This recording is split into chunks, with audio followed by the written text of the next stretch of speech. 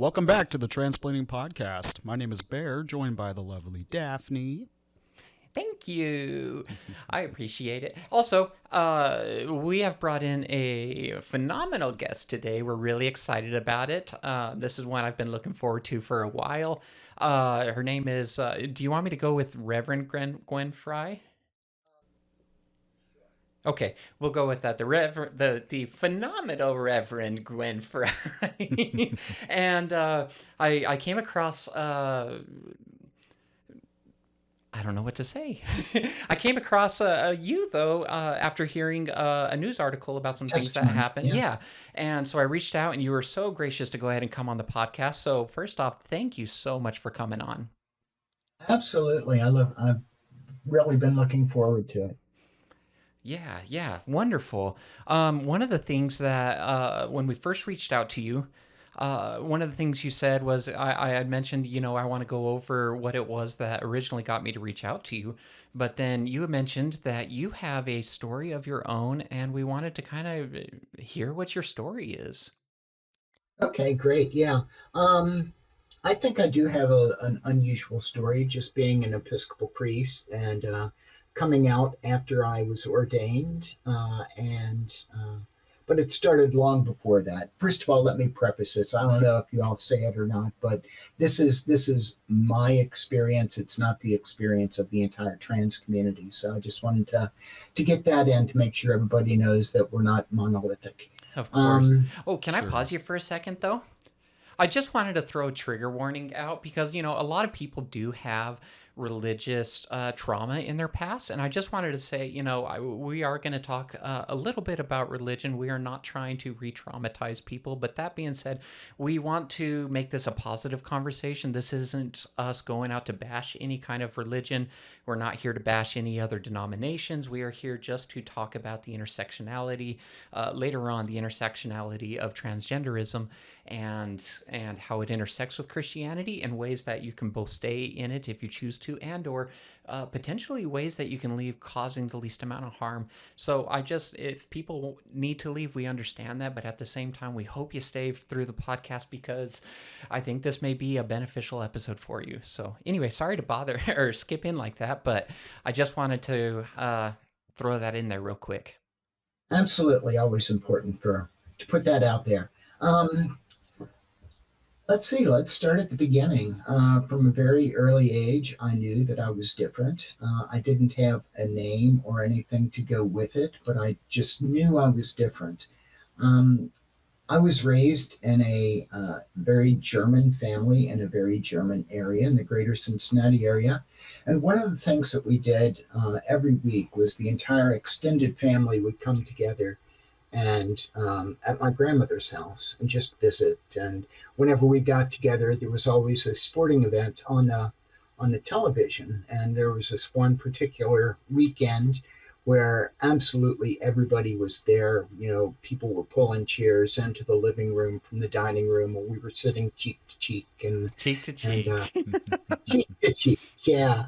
And there was a sporting event on that just happened to be a tennis tournament, and they were talking about some controversy or something with regard to the tennis tournament. And as it turns out, it was the U.S. Open, and Renee Richards playing in that tennis tournament. Okay. Um, when that happened, it was like a spark of life, you know, occurred within me, and because I was able to understand that is what I've been experiencing. That's what I know, and I know that's who I am. And as soon as I felt that, my aunt turned to the folks sitting there in the living room and said, "He's a freak." And then my Oh. father chimed in, "He's a monster." And so as soon as that flicker of hope ignited, it was quenched. How Um, did that make you feel having family, people you trust and love and support, people that you've dedicated your life to, even, to have them come back and call you things like a monster and such. yeah, exactly. Well, I didn't want to be a freak. I didn't want to be a monster. And so I just stuffed it. I and I went the opposite way. You know, I played football in high school. I was a really macho type, run around with a tough crowd and those sorts of things. And you know, at first that helped. That helped me stuff it and made it a little bit easier. But Yeah, after a right. while, Oh, sorry. Keep going. are we okay? Yeah, Okay. yeah. After a while, those thoughts and feelings kept popping back, coming back, and so you know, I continued to struggle for years and years, and Yeah. I felt a call to the priesthood in the Episcopal Church, and so I started that process, and I thought to myself, this will get rid of these how I feel, these thoughts, these feelings, Did you always and grow up in or Episcopalian? I think that's the yeah, right word. I am what they call a cradle Episcopalian. So yeah, I've always been a member, a part of the Episcopal Church. What does that mean by a creed? You know, like we're part of the Silver Thor's hammer. You know, like what does No, that mean? a cradle Oh, cradle. Episcopalian. I've been an Episcopalian since I was a baby. Yeah. So Okay. yeah, a cradle Episcopalian, that would be interesting. But that suppressed those feelings and thoughts for a while, but they Yeah. eventually came back. I met my wife Lisa at seminary. While I was at seminary, we got married, and once again, I thought that would take care of this. You know, Right. I'll get over it, and it never happened. We Hmm. had a child. I thought, well, I'll be the best father in the world that I could ever imagine to be, Yeah. and that helped for a while, but I never got over it. Was ordained priest. I thought that would work, and it never did. Right. Um, Yeah. and so it finally got to the point where I was super depressed, and I got into therapy. And this was like decades. This was when I was in my late 40s, early 50s, and it was through therapy where I came to the understanding that I am trans, and it gave me the freedom to actually look at that and look at my identity and what all that meant. Ca- And Can I ask go about ahead. what kind of time frame it was with that? Like, I'm not trying to out your age here at all. I'm thinking about like, you know, if this was, you know, 2000 or if this was before that, you know, maybe it'd be interesting that that therapy was producing these results all the way back then, you know? So I'm just kind of Right. curious. Yeah. I was in my late 40s at the time. It was, I don't know, in the early 2000s Okay. when I started therapy. Yeah. And it was on an entirely unrelated thing when I got into therapy, but we eventually got to it. And at this Um, time you were in the priesthood? oh, yeah, I've been in the priesthood. I was ordained to the priesthood when I was 30, and here we are, you know, almost 20 years later. Okay. So I've been, you know, holding on to that for 20 years in my career. So, Okay. um, but I was able to come to terms with my identity, and I came home, and you know, I had to tell my wife. And before I did that, I packed a bag, put it underneath the bed in the bedroom because I was sure she was going to kick me Oh out. my gosh. And so I did tell her, and her first remark was, "Oh my God, I thought you were gay." My family said the same thing to me. They were really surprised. Yeah, Everybody thought I was gay. yeah, exactly. And I said, nope, but actually, sweetie, you know, given the fact that gender identity and sexuality are two separate things, Right. I do consider myself a lesbian. So I love that. she had a very difficult time with coming to terms with what being trans meant and what it meant for our relationship. Um, so she had a really steep learning curve. Right. And at that same time, I told my daughter, came out to my daughter, and I was expecting the worst there, but when I was telling her, it was kind of like, well, that picnic we're going on tomorrow, we're going to have hamburgers rather than fried chicken, Right. kind of response. So it wasn't a big deal to her whatsoever. Um, my wife was also ordained a priest around that time, and she received a call to a parish in Little Rock, Arkansas. And so I Oh, followed wow. her there, and she told me that once we got to Arkansas, I could actually start hormone replacement therapy. Oh, Oh, wow. And wow. yeah, and so she really came light years in just a really short period of time. Uh, So we so got there. I got a couple Yeah, questions here. So sure. you were in the priesthood, I'm assuming still in Maine originally? Actually, no, I've lived all over the country, actually. Okay. I was ordained and I served in Eastern Kentucky, the Diocese of Lexington. Okay. From there, uh, we went to Wyoming for a Mm-hmm. very brief period. And we went, after that, we went back to Kentucky. I was out of the priesthood for a little while, working as a case manager in Cincinnati in one of the really large nonprofits they have there. Okay. And after doing that for a couple of years, I really felt the call to be in the church and to be in ministry. And so I was called to a position in Sarasota, Florida.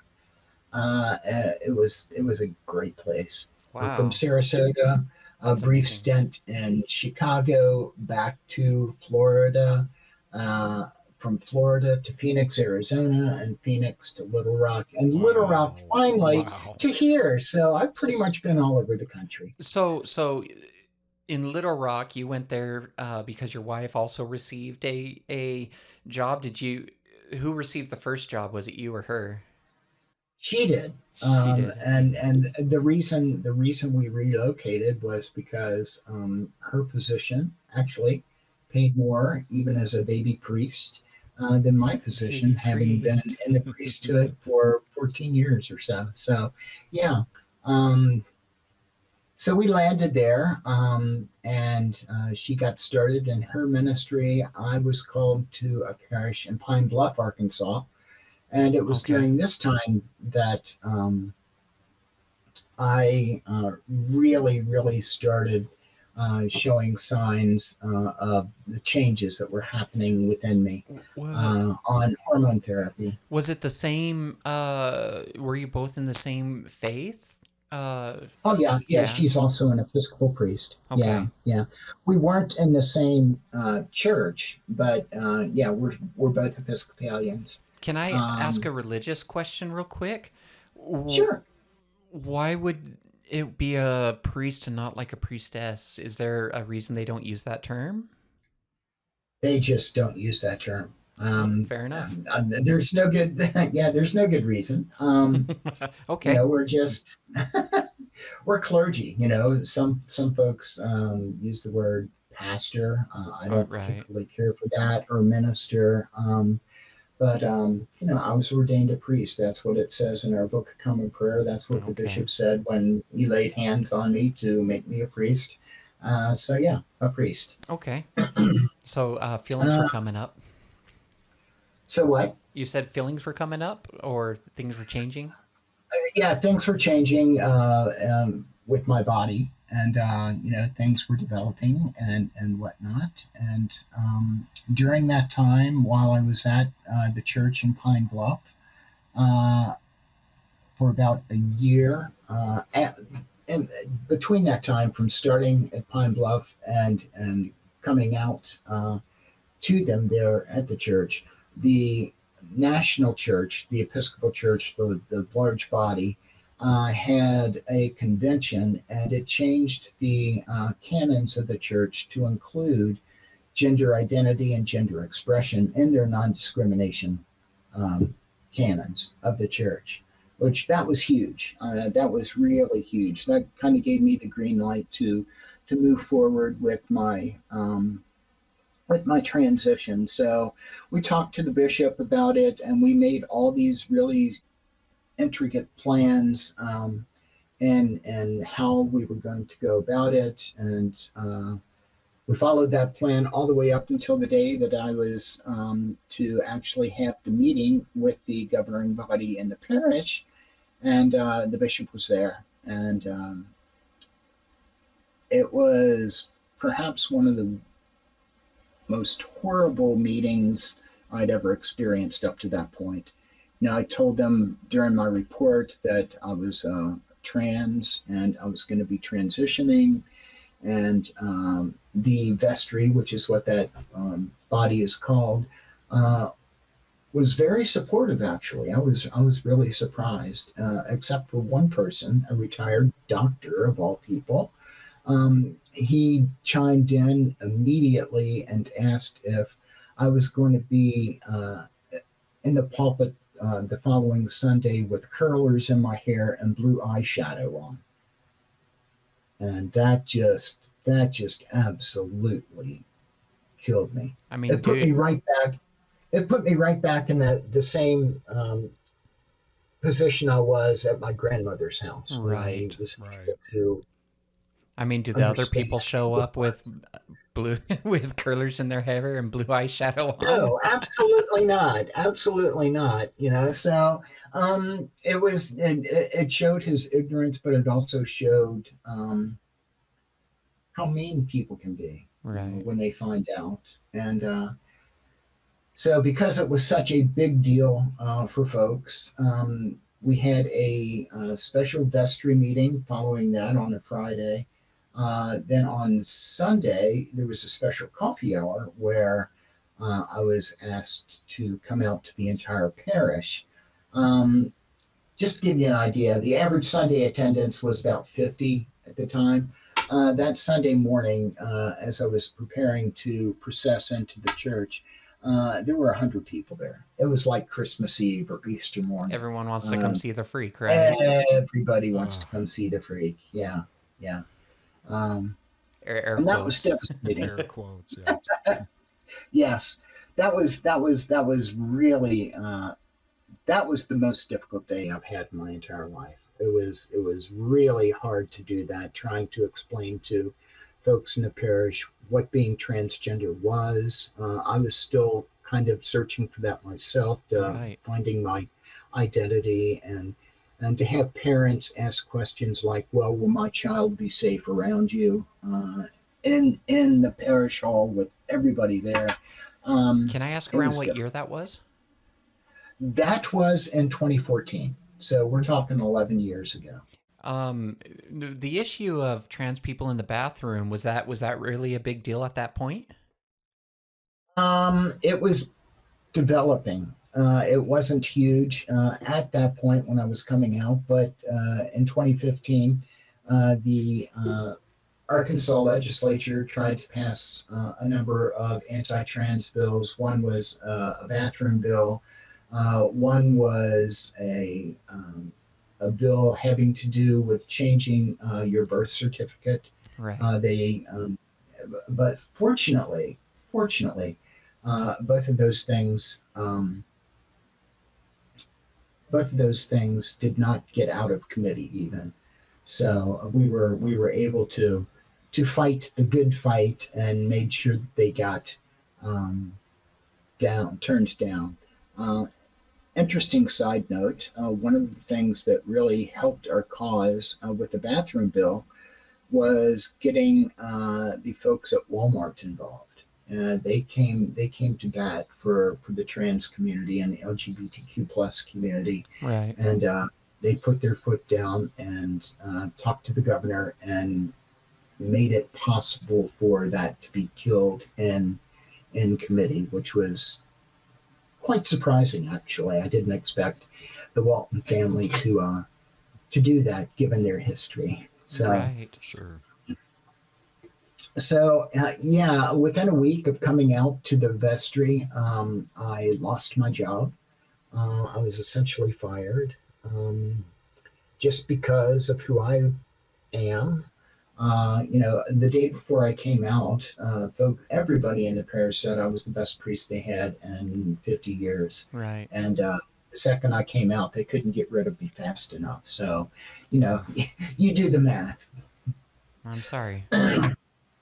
Yeah, it was hard. It was hard because I put, that was my whole career, Yeah. and Right. I love the church. The church, actually, the Episcopal Church gave me the strength to do the things that I needed to do to transition. It got me that far, um, So and if you lost your job over being trans, they just decided that wasn't good enough, whatever it was, and they went ahead and released you from being a priest, was there other ramifications with your membership within the church for being trans?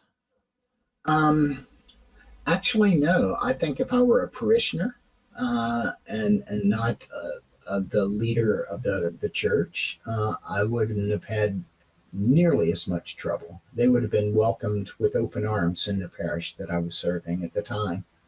So, it's frustrating. One of the frustrating things in the Episcopal Church in general, too, is um, trans women have a much more difficult time uh, getting parishes than trans men do. So there is definitely a bias against trans women priests in the church, and uh, there's all kinds of reasons for that. I'll let you preach that sermon to yourself. Um, Mm. but yeah, it's difficult. I thought it was going to be easy after I lost my position. I thought it was Yeah. going to be easy to get another parish in the diocese or somewhere in the church, and it was 8 years before I got a position. Oh my goodness. Um, That just, I mean, Wow. that leaves you defeated because not only are you changing who you are, you're redeveloping a sense of identity, trying to figure out who you are. You're battling the relationship with your spouse because I mean things change, right? And so the relationship Absolutely, naturally has to change with it. Your absolutely, community changes now because people know you're out. Now they got to yeah, decide, do they want you around? Do I want you around your kids and that kind of stuff? But then follow it up right. with losing your job, battling an identity. That's a lot of crises to take on all at once. It's a lot, and that's just the thumbnail of what happened. Right. After the meeting with the parish, the entire parish, and the special parish wide meeting on that Sunday, on Monday, there was an article that popped up in the Pine Bluff paper. It was top fold, front page, right underneath the news banner, with two photographs saying, Episcopal priest wants to become a woman. And so Was it it hit. slandering? Oh yes, absolutely, absolutely, as slanderous as it could be.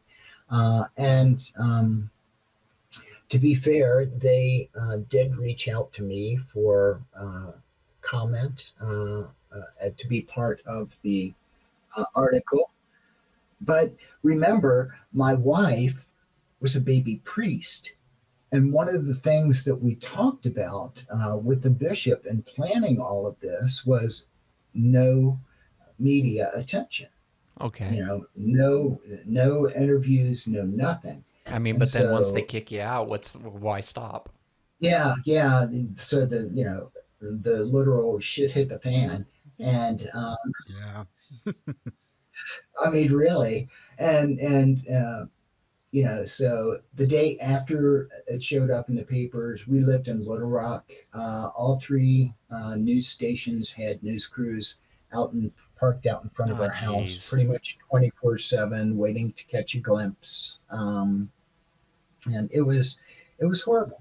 It was absolutely horrible. I was in the news cycle for 3 solid days. The carnival came Actually, to four town. days. Yeah, yeah, yeah. And the only thing that knocked me out of the news cycle was a late season snowstorm that was predicted. So I will never complain about the weather ever again.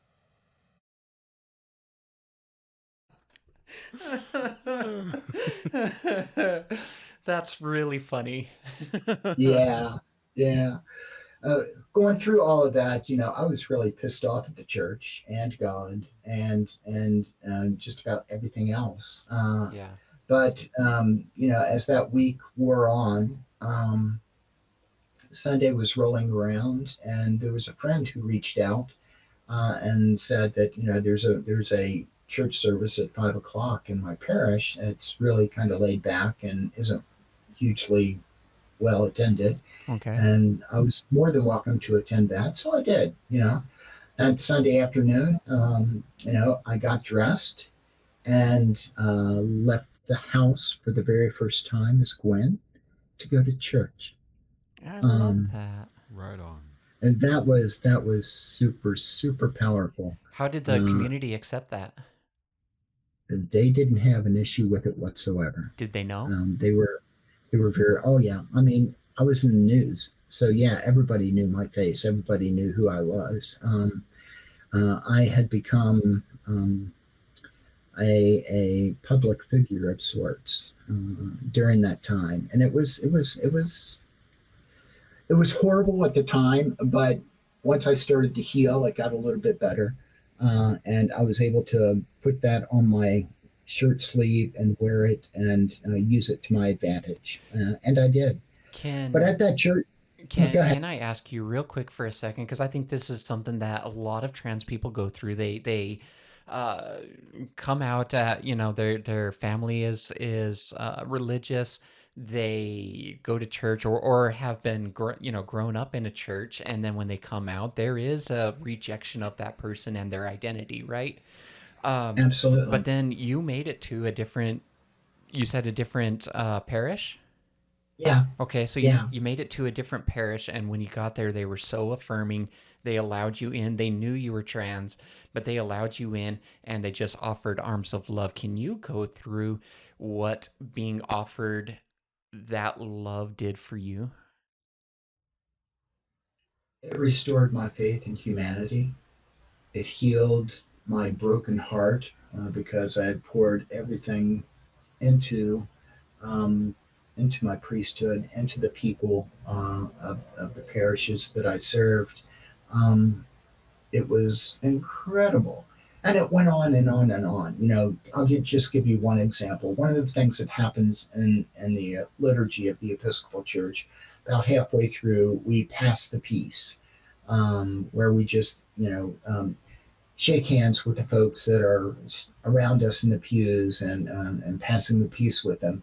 Well, there was one person who was way over on the other side of the church, on the other side of the aisle, who walked over to pass the peace with me, and we reached out hands, and when I pulled my hand away, there was a $20 bill in it. Oh wow! And And so Nice. here you go. Go buy a new bra. no, it was, oh my God, I can afford to go to the grocery this Oh afternoon. wow! That big of a difference. It was that huge. It was that huge. Um, And, that parish was the beginning of my healing process. And those little things like that really, really helped bring me back. So, Yeah. yeah. What happened after that? Well, like I said, I thought that it would be easy to get another job in the Episcopal Church because, the non discrimination canon, and I was protected by the church and whatnot. Well, it's okay to have these rules and laws in the church, but if they're not implemented at the parish level, at the ground level, it means nothing. It's not worth the paper it's printed on. Yeah. And I found that to be true. There were a lot of parishes all across the Episcopal Church who just didn't want to touch a trans person, Right. male or female at the time. Um, and so, I was pretty desperate at this By this point, my wife and I had separated. We were separated for 5 years, Oh, wow. which is what got me to Maine. But at that point, we were separated. I needed to find work, and so I posted on my Facebook page for all my friends to get in touch with me if they needed the garage cleaned out or needed some painting done Yeah. or yard work or whatever, just to get some money in my pocket. Yeah. And that turned into a house cleaning business.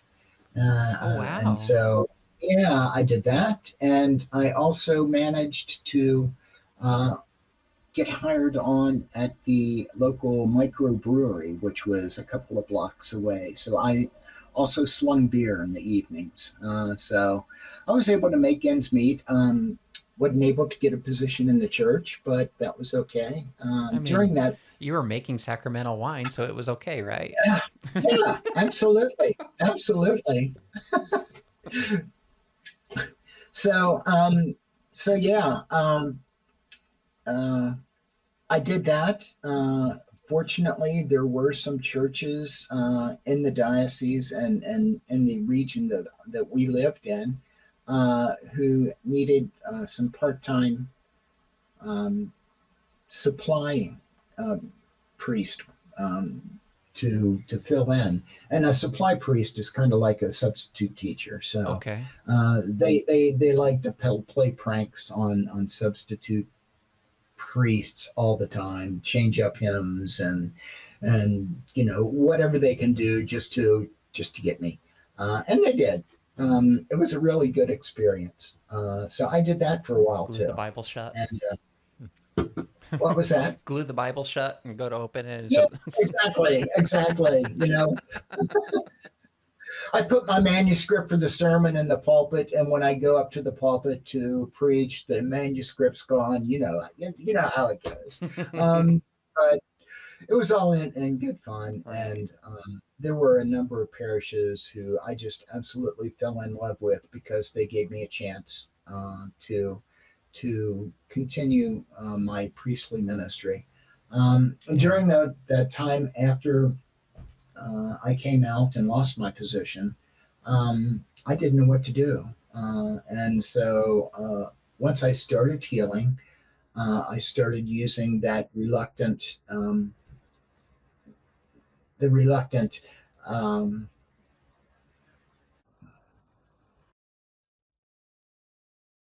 oh, I lost it. I started using my identity, if you will, and my standing in the community because everybody knew me to start doing some advocacy work and doing some work with the legislation, like I talked about the bathroom bills and the other anti-trans bills that they were trying to get through in the legislature in Arkansas, and I was able to do some other things that really I considered ministry, which was teaching at the local police academy and giving them the perspective of a trans person and and how to deal with the LGBTQ community. So, How I did you end up with the police? I mean, that's such a wildly different occupation than being yeah, a well, it was just an occasional thing. They would bring me in to the academy whenever, once every 3-4 months or so, to do a session with them about trans awareness. Okay. So yeah, I did that. I was also able to do some spots on television, on news reports whenever something was happening in the trans community. Yeah. I seemed to be the go-to for the news folks to come and ask me for an interview. Did that sort of stuff. I was also instrumental at the time in developing a gender clinic at both the medical school that was in Little Rock and also the Children's Hospital. that was there in Little Rock. Oh, They wow. developed gender clinics in both of those spots, and I was on the team to help get that developed. What did that look like?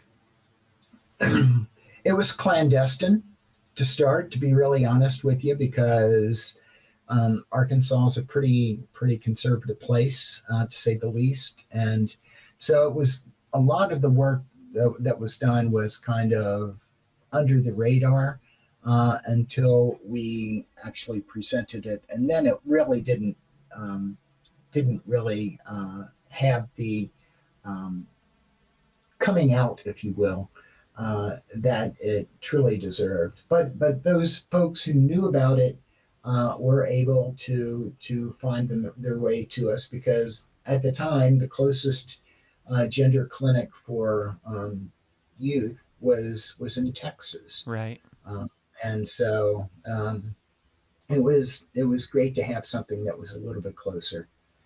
Um, so yeah. So I did that sort of stuff. I was also involved and invited to take part in the Wild Goose Festival in North Carolina. I don't know if you all have heard about the Wild Goose Festival, I but haven't, but I want to now. yeah, it is. It is a very cool 3 day festival that is held once a year. That, as they describe it, is at the intersection of faith, justice, music, and art. Um, and What does that it's have an to do with amazing turkeys? Did you say turkeys? You said turkeys. turkeys. Did you not say turkeys? I heard I turkeys. don't know. Okay, if I What said turkeys, what I was don't know the where that came wait, wait, from. wait. What was the festival called? The Wild Goose Goose. Festival. Sorry, goose, not. Goose. Yeah, yeah, yeah, yeah, So yeah. what does Well, all that have to do with geese? the goose is a symbol of the Holy Spirit, especially in Celtic spirituality. Oh. Uh, and so that's kind of the connection.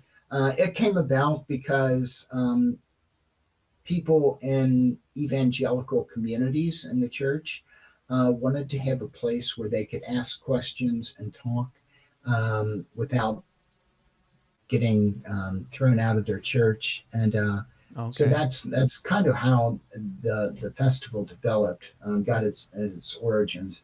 Um, so I did that. I've done that pretty much every year since 2015, and that's been a really important part of my ministry in life, Yeah. uh, post post transition. Um, because the first time I was invited to go there, I thought, well, okay, it's like a summer camp for adults, summer Christian camp for adults. Maybe 100, 200 people would be there. Well, I get there and there's like 4,000 people there, with some of the Oh, wow. biggest names in progressive Christianity presenting and stuff like that. So it was pretty cool, and I've made some really really good friends through that. That was the first time post transition where I was able to leave my apartment that they provided for me, uh, and not have any fear. Uh, That's Living so in Little Rock, special. Arkansas, yeah, living in Little Rock, Arkansas, I was afraid to leave the house most days, Yeah. just because it's scary out there, and it's not getting any better today. Um, so it was really refreshing to walk through the crowds and not have somebody poke their friend and point or give me the side eye kind of thing that I got all the time in Little Right. Rock. There was none of that. I was just accepted for who I am, and it was a life changing thing for me. Actually, So this brings me to a different question, right? Uh, yeah, a lot of people, a lot of trans people, when they come out, they feel that sense of insecurity, but on top of it, fear about their safety. That's a thing that's, I think, fairly common probably across the country. I think would be fair to say, regardless of what state you're in. But a lot of people, they're worried about their safety. Are they going to be okay? And I have been told in the past by other people that uh, that's not actually an issue. You don't have to worry about that kind of stuff. You're just listening to the media, or you're listening to this or that. Did you have instances where you did have, I don't know, that you had either violence or threats or anything like that was put against you while you were living there in Arkansas? Yes. While in Arkansas, shortly after, I guess it was about 2015, I had a stalker who followed me and knew where I lived, which was absolutely the scariest thing that I've ever experienced. Um, they knew where I lived. They knew what car I drove. They knew I worked at the brewery right around the corner. They knew what I did and who I was. And there was one evening, there was a service at the parish that I talked about earlier that I was going to, and this stalker just came right up to me, and he reached out his arm and grabbed me right there, so I couldn't really pull away, and Yeah. it scared me to death. um, Fortunately, nothing came of it. Fortunately, I was able to tell them that they expected me at the service because I was part of it, um, and they eventually let me go. But after that, we'd be a block or so, he'd be a block or so away from me, and he would be screaming and yelling at me all that way. You know, hey, come here! I just want to talk to you. Come here! And Yeah. there was one point where I stopped off at a convenience store, and he just happened to be on the sidewalk right outside. And when I came out, he asked me for a ride, and I just ignored him, head down, straight to the car. And he started yelling, "Well, come on, all I want is a ride. I don't want sex from you." And it was like, oh my God. But it was scary. I It mean, was really scary. having a stalker would be a scary thing in itself, and I can see how that would. Was there anything specifically that made you feel like this is because I'm trans that this is happening? Yeah, I'm certain that the stalker was doing this because he knew I was trans. I'm absolutely certain of that. Yeah. And the frightening thing for me was I didn't feel comfortable with calling the police because I was afraid getting the police involved would make the situation worse. The Uh, news media comes back to town. yes, it does. It most certainly does. And that's even after I did the presentations at the police academy. So they knew me, but there are police officers out there, at least in Arkansas, that would abuse trans people. They would harm them, and it wasn't safe to get the police involved. And it was not a life I wanted to live. So, That makes sense. um, I yeah. so then going to an event like this where everybody can come in, they can see the geese fly over, and they can be comfortable being out and about. You can feel comfortable with other people. You don't feel like you're unsafe. That would have been a really big thing for you in that time. Oh, absolutely. It meant the world to me. It gave religion back to me, uh, having that experience, and it was just very special. Yeah. So what transpired to take you up to Maine? During the time my wife and I were separated, really the only difference was that she lived under a different roof than me. We pretty much did all the same things. We loved going antiquing, so we'd go antiquing all the time. We'd have dinner together 3, 4 nights a week, and that sort of thing. But when we were separated, she got a call to a parish here in Maine, um, which is where she grew up. And so Okay. she was there. I was back in Little Rock trying to do my thing. And, we would still get together on like the week after Christmas. I would go up there, she would come down to Little Rock. And after about 3 years, 4 years of that, we decided that we did indeed still love each other and we wanted to get back together. And so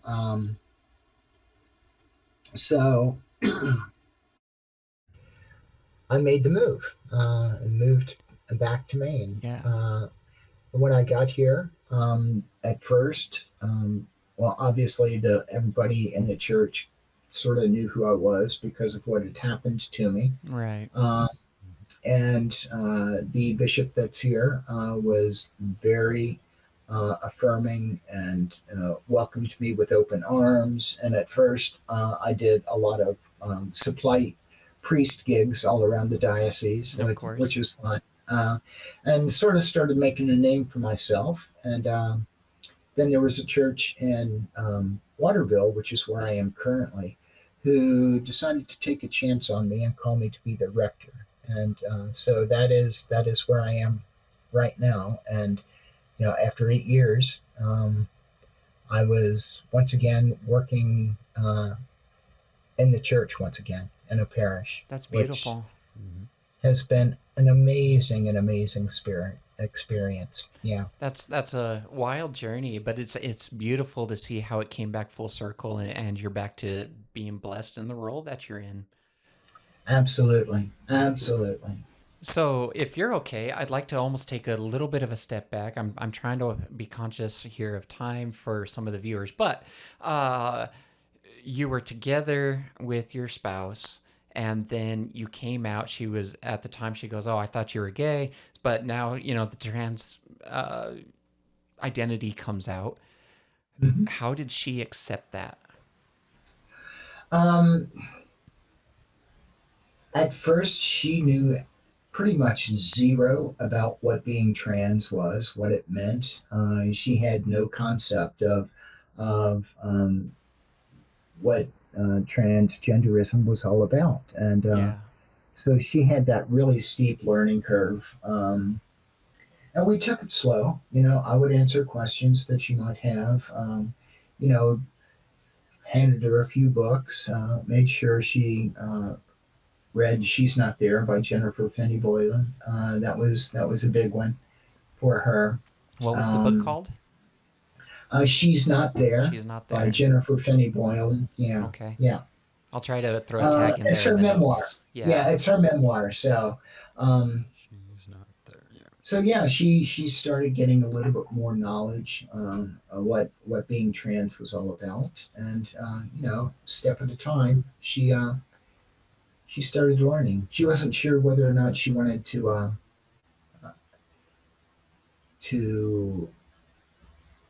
live with a trans person, but over time, during that period of separation, um, she was able to process a lot of stuff Yeah. and realized that it was all good. And here we are. We're still trying to make it. We got back together like 2 months before COVID hit. So we were on lockdown for what, a year, 2 years Yeah. in the same house. And we figured if we could survive that, being locked in a house for 2 years after 5 years of separation, we're going to be pretty good. We're going to make it if we Yeah. can do that. I So, maybe you said it and I might have just missed it. Uh was the separation due to you being trans? yeah, Okay. yeah, yeah. Um I know that there's going to be a lot of trans people out there that go through similar issues. How did you go about maintaining what relationship you had with her while experiencing that separation? Um, Well, like I said, we were separated, but we were separated in living arrangements only. we continued to see each other and do things together and all of that sort of thing until she was called to her new position here in Maine. So Okay. yes, we were separated, but it wasn't a negative thing, so to speak. We still loved each other, and so Okay. Well, yeah, I love hearing that. And we talked about your story and how you went through the process of coming out, finding your identity, and some of the struggles that you had with coming out and with your jobs. Going forward, we're gonna change this around a little bit, though. First off, the reason that I found you was that I read a story about in Maine there was a joint legislature that was getting together to pass a bunch of anti-trans laws, and from my understanding is that there was a bunch of faith leaders that got together and testified to be able to stop this, and Reverend Gwen Fry, would you rather me say Reverend or just Gwen? you can just call me Gwen. Gwen. That's Okay, fine. I just want to be Okay. respectful. Gwen was one of these faith leaders that went to this, and so I reached out to her, and she was so gracious to come on our podcast. And so, anyway, I was hoping Gwen would just tell us what happened in there, what kind of laws were being passed, and kind of take us through all of that. Absolutely. What happened at the last legislative session was there were like 8 anti-trans bills that were going through committee, and there was a joint committee with both the Senate and the House meeting together in committee. And so when those bills came up for discussion and input, there were a number of folks who testified. I say a number of folks, that's an understatement. I don't think the Capitol authorities had any idea about how many people were going to show up to Right, testify or right. be there. My understanding was there was 60 leaders or more than 60. Yes, there were, and that was just clergy folks here in the diocese or in the state. I mean, diocese state, yeah. Right. Um, so they came from a number of progressive Christian traditions. There were also a number of rabbis who were came and testified, but on the Christian side, it was uh, traditions like the Episcopal Church, the Methodist Church, the UCC Church, Lutheran. those more progressive UU. Yeah. So we were the ones that really got up there and testified against these horrendous bills that were attempted to being get passed. Um, What bills were they attempting to pass? Most of them were about youth and trans females and athletics in high school and college. That's kind of one of the red button issues all across the country these days Right. is trans athletes.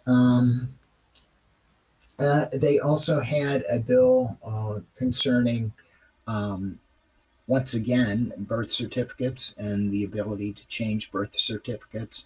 And they Yeah. wanted to remove trans or gender identity and gender expression from their non discrimination laws here in the state. Kind of following a So there lot of was the some. national platform. Exactly, exactly. And I'm sure there's a boilerplate, you know, legislative bills that get passed around in the Republican circles, trying to get them into all of the different um, state legislatures across the country. They were introduced in the legislature here in Maine, and like I said, I don't think the Capitol was prepared for the onslaught of humanity that appeared that day. Uh, they had not only the hearing room, there were chairs there. There were and there was another hearing room that wasn't being used that was absolutely packed with people. And the overflow also ran into the central area there in the Capitol, and there were probably 400 people in that area. So it was pretty impressive seeing all the people there. Um, as far as testimony goes, we, against all of these bills, outnumbered those in favor by more than 2 to 1. And we had some very, very good testimonies against all of these bills. How long were Um, you there? oh, the hearing started at 9 o'clock in the morning, and I was finally able to testify at 7:45 in the evening. So, Oh, wow. and Oh, there wow. were at least 100 people after me waiting to testify. So it was an all day event. Wait, how many after you? At least 100. So they were planning on going until at least midnight. So yeah, it was amazing, and it was really heartwarming to see that many folks coming out in support of the trans community. Um, I had not been able to experience that here in Maine since I relocated here, and it was good to see. It was very good to see. Did you see anything in the way the setup came out about? I mean, 100 plus people showing up to go testify is not just go hang a sign on the side of the road and let people come in. This is a major movement that took place to get that many people to come. Was there anything Yeah, that yeah. you saw in the way they did that might inspire other people in other local areas, how they can make change in their areas? I have to say the big movers and shakers that got this all organized. One was Equality Maine. It's an LGBTQ plus Yeah, organization that supports all things LGBTQ plus, and also the Maine Council of Churches, which is a progressive group here in the state. They also worked with Equality Maine to get folks there to the Capitol um, to um, present their testimonies. So that is where a lot of the organizing came about. Fortunately, I'm connected to both of those organizations and yeah. was uh, absolutely willing to jump in and do my part since I was familiar with state legislatures from my time in Arkansas. And you might know a thing or two about being trans, so Yeah, maybe. very cool. It was kind of inspiring to read the article that was talking about this, and about how so many people were able to gather together and make a change like that. Um, that's wonderful, and I also just I love that that's what brought us together too, so we could listen to your story because that's such a phenomenal story, and so many people resonate with that. Um, yeah, well, that, and I also think it's kind of inspiring because your life has been a life dedicated of service. You were doing the service through being a priest, but then as well, during the times that you weren't able to be a priest, you were cleaning out garages. And, Exactly. it's maybe there was pay behind it, but it was still service, and your life has just been a That's life of right. service. I mean, I Yeah, can't think of everything I've anything. done, Yeah. before I was having difficulty getting a position in the church because I'm trans, I thought that my ministry was strictly about working in churches and in parishes with parishioners and doing the Sunday liturgy and preaching and doing that sort of thing. But um, when that was not available to me anymore, I really expanded my understanding of ministry. And I saw it in education, and advocacy, and activism, and those sorts of things. I consider that part of my ministry as much as anything that I would ever do in a parish setting. Well, Um, and then running off of that same line, it brings your life, it aligns your life so much more in line with the teachings of Christ about being there, serving other people, and doing it out of a service of love. Absolutely. Yeah. Absolutely. And that kind of gives us a good segue, I think, into the next part that I wanted to go over. Let's talk about Christianity and the intersectionality with transgenderism. And again, I did it in the first episode, but I want to go ahead and do it again. Just throw out a trigger warning real quick. We are going to go ahead and discuss faith and its wow, I cannot say it, intersectionality with transgenderism, but we're not here to slander any faiths or denominations by any means, as well as we understand that there's a lot of people that have trauma based around religion, and we're not here to re-trigger any of this stuff, but rather we're here to, for those trans people that are in the church, to be able to find a way to be trans and still have a way to balance being trans and keeping their faith there. And we may also discuss some of it for the people that feel like they need to leave, the ways they can do that while causing the least amount of harm. So going into faith intersection, I cannot say it. Intersectionality. Intersectionality. Yeah. So going into that, what was it that, I mean, when you came out, let's back up. You originally had a choice of whether or not you wanted to come out or double down, and you decided to double down and stick with being a priest. And later on, though, you were able to come out and felt that it was okay for you to come out. What was it that allowed that to happen? Because there had to be a reckoning of faith within there. Yeah, absolutely. And I've told many people that my upbringing in the Episcopal Church and the strength that gave me in the faith that I received from that uh, made it possible for me to be the person I am today. Uh, they were always very supportive, open, and progressive with some of their thoughts. Both of my brothers, by the way, they were both gay, and so they were always welcomed into my home parish in Yeah. Covington, Kentucky. Um, so there's some of that's going on as well.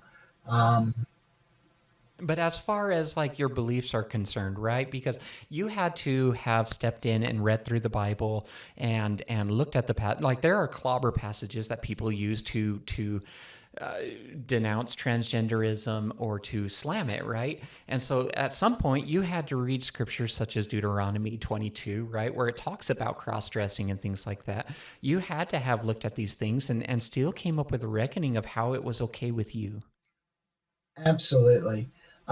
With that particular passage, that passage has more to do with gender norms.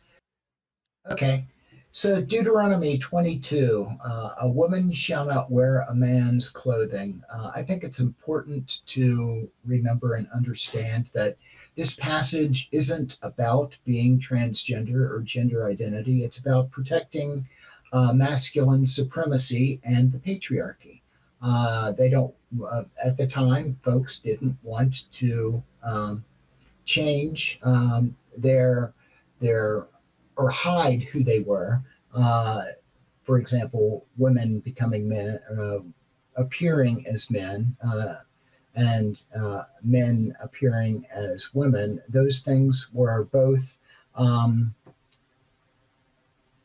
in place to prevent deception.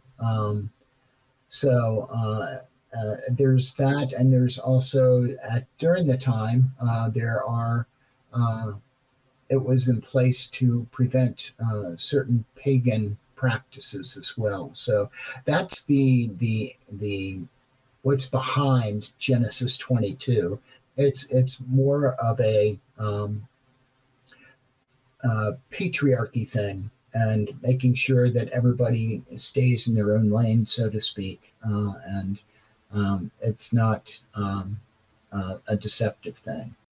We apologize to our viewers and our audience. We really sincerely apologize. And regardless of our technical difficulties, thank you so much for tuning in. And we, again, apologize, but we will try again and hopefully, have better success. part of what happened, we had some technical difficulties on our end, and we had to go ahead and cut this episode short. We are going to try to have her back on the podcast at some point to go through the rest of what we wanted to do. Because it got cut short, we went ahead and just released this as one episode, so you don't have to worry about that. That being said, she is going to be sending me some links and things of whatever she feels like she needs to throw a little shout out to. Those will be in our notes for the episode. You'll be able to find them there.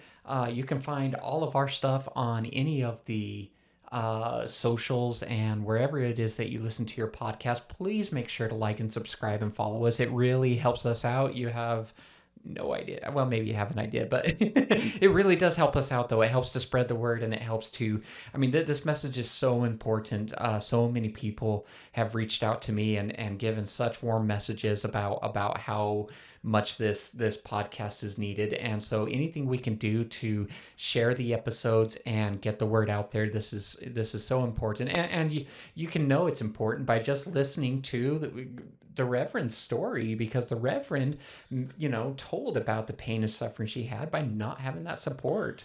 That was her entire story was super, super empowering. It really was.